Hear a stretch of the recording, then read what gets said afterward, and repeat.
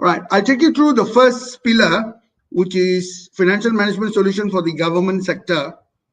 Somewhere in 1997, the government implemented what is called Standard Accounting System for Government Agencies. This was during the Tun Mahathir's era, where statutory bodies, when I say statutory bodies, people like Inland Revenue, Bank Negara, SOCSO, KWSP, all the port authorities, all the development authorities, all the universities are called statutory bodies. There are about 100 over statutory bodies in Malaysia today.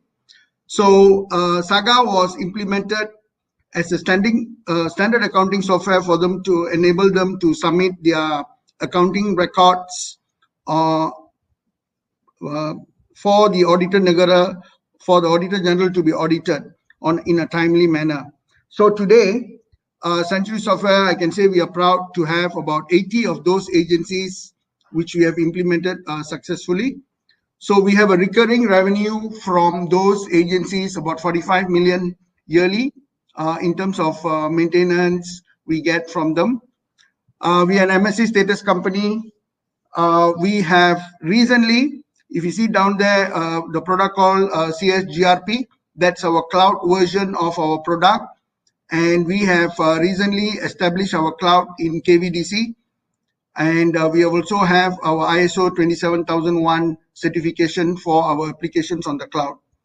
So Century Software also, other than the GRP, the government resource planning, we also provide the MyGDX, which is the government data exchange. This is a project by Mampu, where we have built a system to facilitate government agencies to share data among themselves. So if somebody needs to check, so today, if a student goes and applies for his university placement, he no longer needs to key in his SPM or his STPM results, because those are extracted from the system and put into the system for the application when he keys in his IC number. So that's what MyGDX does.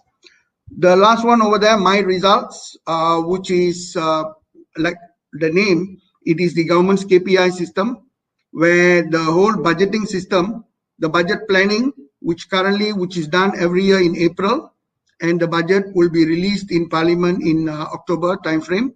So the whole process of covering that and also defining the outcome. So Malaysia approaches their budgets through an outcome-based system, outcome-based budgeting system. And the platform we have developed called My Results is what handles that end-to-end. So when ministries key in their budgets, it goes through that system. So those are part of some of the things which Century Software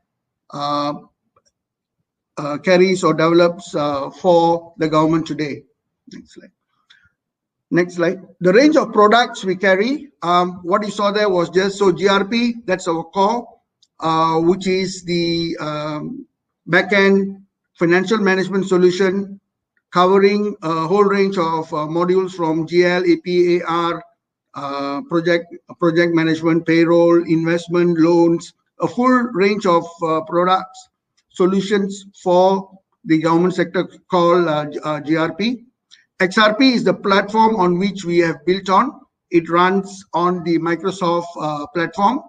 And based on this is where we have recently, or few months back, we have established our cloud version of the product. It is at KVDC, which is owned by Telecom. That's where our data center, we have hosted our data center and provide the solutions for the agencies. Censof Insights is our dashboarding or analytics software for the agencies to use. My Results, I've covered that a bit. MyGDX, I've covered that. We also have a comprehensive tendering system called Tender Wizard, which does the end-to-end procurement software for these agencies, where vendors can submit tenders electronically, both for services, supplies, as well as for works tenders. We also do the tax compliance software for Inland Revenue. So I'm sure a lot of foreigners who buys properties or trade in stocks in Malaysia, they would have heard of this word called FATCA or CRS, Common Reporting Standards for the European countries. So we are the providers of that software for LHDN, where it facilitates banks to capture transactions of any foreign transactions done in Malaysia to be sent back to the authorities in the respective countries. The other one, MyEPBT, it's a full-fledged local council solutions targeting local councils for their front-end property management, your assessment systems, your rental systems, your compounds are handled through that systems together with the back-end systems. And we also have a module called e-claims, which is a full-fledged end-to-end e-claims for the government servants to key in their claims. Government servants, when they travel, they take an advance and they claim. So those are some of the things we cater for them through our system today. So there's a whole range of solutions which is undertaken by Century Software. Mr. Salvan, you mentioned to us that there is a recurring revenue of about 45 million from this particular financial management segment government, right? So, for these contracts, on average, what is the average duration of these contracts, and who will be your competitors in this area? All right. As I explained earlier, we have over 80 government agencies as our customers today, ranging from Inland Revenue, SOXO. So contracts range from 1 year to 3 years. Government, a lot of them renew them for a year because some of them get their budgets yearly. But they have been our customers for the last 20 years. Century Software Malaysia, established in 1997. We have people like Sirim and the Farmers Association and LKIM have been our customers for the last 20 over years. We have been improving their technology. So in terms of contracts, it ranges. So we have contracts worth starting from 2 to 300,000 to $1 million to 2 million. So we have 80 of those such contracts, and the accumulation of that, the 45 million I mentioned today. Again, these tenders, when we first get the new projects, all of them are mainly through tenders, and we bid in tenders, and after completing those projects, and then they become direct nego when it comes to the maintenance stage. Today, some of that are also going through tender situations, but majority of them are direct nego because we are the providers of that solution for them. Okay, thanks. Maybe a follow-up question to that is, how sticky and dependent are your clients to your product? Because you mentioned that these are tender process, but sometimes if, let's say, they are very, very dependent on your product, then maybe they don't even need to tender. Is that correct, or do they still need to tender for? No, for the first time when so. If you look at statutory body, local councils, those market segment, there are currently in Malaysia, there are 400 over statutory bodies, local council and state statutory bodies. So we are the largest. We have more than 80 plus of them using our solution, right? We have competitors. We have people like Data Age and others who are competitors providing some of those solutions. Of course, we also have competitors from the big names, SAP and Oracle. But of course, being Malaysian, being here to support our customers, we are more price efficient. We are competitive in that market. So that's been our advantage. And of course, the emerging technologies are very, very important. We have been able, like I mentioned, we have customers with us for 15, 20 years, some of them even longer. So that's been our track record for them to be with us. So am I correct to say, Mr. Salvan, that if you acquire a contract from the government, let's say Lembaga Hasil uses your software, they are quite unlikely to suddenly stop. In fact, that's almost like unheard of usually. Is it true? Yeah, because we provide the back-end accounting. So Lembaga Hasil, I think we started Saga with them in 2004. They've been with us since for the last 16 years? 17 years with us. So usually when you acquire a contract from government, it tends to last every year. It tends to be a recurring revenue, and then it's like, unless if the software become like obsolete, correct, or they don't need it anymore, then they will stop. But they won't suddenly switch to another competitor. That's why we ensure our R&D is strong to make sure that we are always there in terms of technology functionalities, so that our clients keep on being with us. We are always out there. So the difficult part will be to get the contract in the first place. But if you get it, it tends to be a long-lasting one. Am I correct? We always try to do that. Yes.